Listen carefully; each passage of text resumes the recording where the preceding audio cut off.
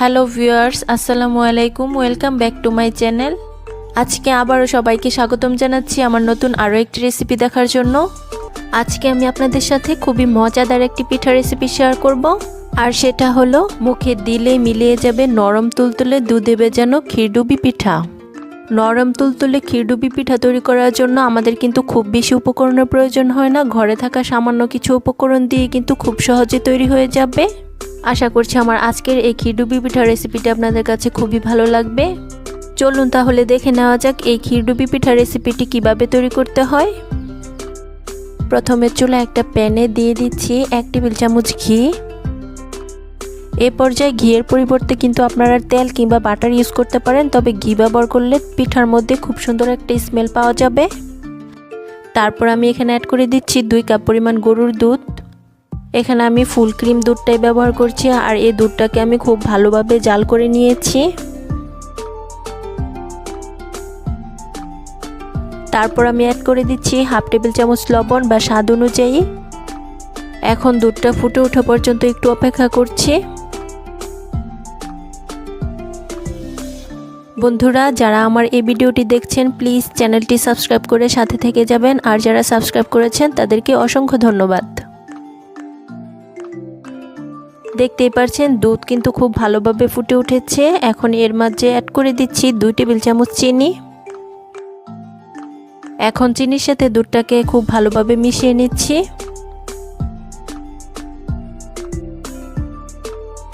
চিনির সাথে দুধটা খুব ভালোভাবে মেশানো হয়ে গেলে এ পর্যায়ে আমাদের অ্যাড করে দিতে হবে 1 কাপ পরিমাণ সুজি। আর বন্ধুরা, এই সুজিটা কিন্তু আমি ভেজে নেইনি, কাঁচা সুজিটাই কিন্তু আমি এখানে ইউজ করছি। এখন খুব ভালোভাবে নেড়েচেড়ে একটা ডো তৈরি করে নিতে হবে। আর এ পর্যায়ে কিন্তু কোনোভাবে নাড়ানোটা বন্ধ করা যাবে না, তা না হলে কিন্তু তলানিতে লেগে যেতে পারে। নাড়তে নাড়তে এক পর্যায়ে দেখা যাবে সুজি সিদ্ধ হয়ে একটা ডোর মতো তৈরি হয়েছে। আর প্যানেও কিন্তু এই ডোটা একদম লেগে যাচ্ছে না, খুব সুন্দর স্মুথ হয়ে উঠে আসছে।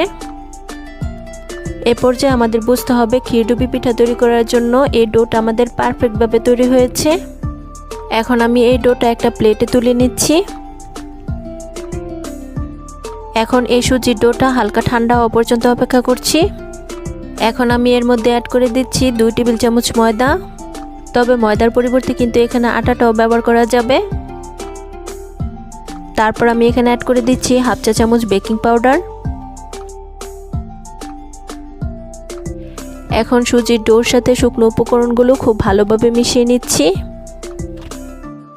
আর এই কাজটা কিন্তু আমাদের কুসুম গরম থাকা অবস্থায় করতে হবে। প্রথমে আমি চামচ দিয়ে করে নিচ্ছি, তারপর আমি হাত দিয়ে খুব ভালোভাবে মধ্যে সফট একটা ডো তৈরি করে নিব। বন্ধুরা, সুজির এই ক্ষীরডুবি পিঠাটা কিন্তু খেতে খুবই সুস্বাদু হয়। একবার বাসায় ট্রাই করে দেখবেন, আশা করছি অনেক ভালো লাগবে। দেখতেই পাচ্ছেন ক্ষীরডুবি পিঠা তৈরি করার জন্য এই ডোটা কিন্তু তৈরি হয়ে গিয়েছে। আর এই ডোটা কিন্তু একদম নরম তুলতুলে হয়েছে। এখন আমি এই ডোটাকে যতগুলো পিঠা তৈরি করব ততগুলো ভাগে ভাগ করে নিচ্ছি। এতে করে পিঠাগুলো একই সাইজের হবে আর দেখতে কিন্তু অনেক বেশি আকর্ষণীয় লাগবে। এখন পিঠা তৈরি করে নেওয়ার পালা, তার জন্য একটি ডো আমি নিয়ে নিচ্ছি। প্রথমে আমি হাতে অল্প পরিমাণ ঘি লাগিয়ে নিচ্ছি, তারপর এই ডোটা লম্বাটে শেপ দিয়ে নিচ্ছি। শীতের মধ্যে যত রকমের পিঠা তৈরি করা হয় সবচেয়ে সহজে কিন্তু এই পিঠাগুলো তৈরি করে নেওয়া যায়। আমি প্রথমে লম্বাটে শেপ দিয়ে নিচ্ছি, তারপর একটা সাইড দিয়ে পেঁচিয়ে এই পিঠাগুলো তৈরি করে নিচ্ছি। আর সবশেষে কিন্তু মুখটা আমাদের একটু চেপে দিতে হবে, তা না হলে কিন্তু মুখটা খুলে যেতে পারে। আমি আরও একটি পিঠা আপনাদের মাঝে তৈরি করে দেখাচ্ছি। কোনো রকম ঝামেলা ছাড়াই খুব অল্প সময়ে খুব সহজে এই পিঠাগুলো তৈরি করে নেওয়া যায়। একইভাবে আমি সবগুলো পিঠা তৈরি করে নিচ্ছি।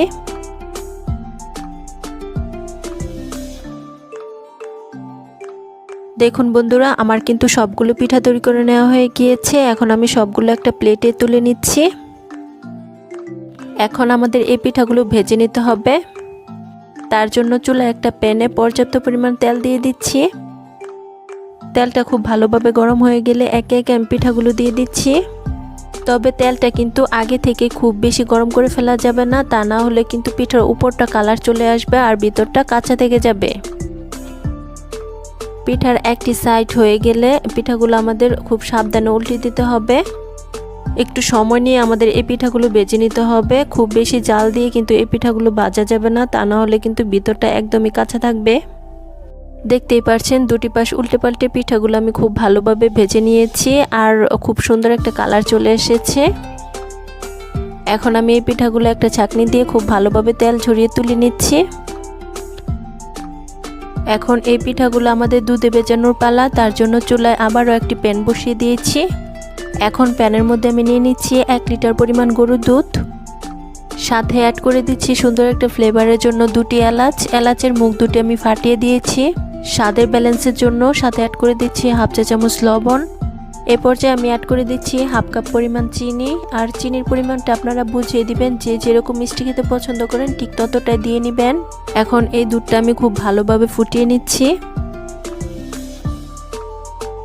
দেখুন বন্ধুরা, চিনি গলে গিয়ে দুধটা কিন্তু খুব ভালোভাবে ফুটে উঠেছে। এখন আমি এর মধ্যে একে একে পিঠাগুলো অ্যাড করে দিব। এখন এই পিঠাগুলো চুলার হাই হিটে খুব ভালোভাবে 5 মিনিট জাল করে নিব। 5 মিনিট পর চুলার জালটা বন্ধ করে ঢাকনা দিয়ে ঢেকে রেস্টে রেখে দিব 3 থেকে 4 ঘন্টার জন্য। আর এর মধ্যে পিঠাগুলো খুব ভালোভাবে দুধটা টেনে নিবে আর নরম তুলতুলে সফট হয়ে যাবে। বন্ধুরা, ফিরে এলাম প্রায় 3 ঘন্টা পর। আর দেখতেই পাচ্ছেন পিঠাগুলো কিন্তু অনেকটা ফুলে ডাবল হয়ে গিয়েছে। এখন আমি এই পিঠাগুলো একটা প্লেটে পরিবেশন করে দেখিয়ে দিচ্ছি। ব্যাস, তৈরি হয়ে গেল অসম্ভব মজাদার নরম তুলতুলে ক্ষীরডুবি পিঠা বা দুধ খেজুর পিঠা। আমি একটি পিঠা আপনাদের মাঝে কেটে শেয়ার করছি আর দেখতেই পারছেন এটা কতটা নরম তুলতুলে হয়েছে। আশা করছি আমার আজকের এই ক্ষীরডুবি পিঠা রেসিপি আপনাদের কাছে খুবই ভালো লেগেছে আর সহজও লেগেছে। রেসিপি ভালো লাগলে চ্যানেল সাবস্ক্রাইব করে সাথে থাকবেন। ধন্যবাদ সবাইকে। আল্লাহ হাফিজ।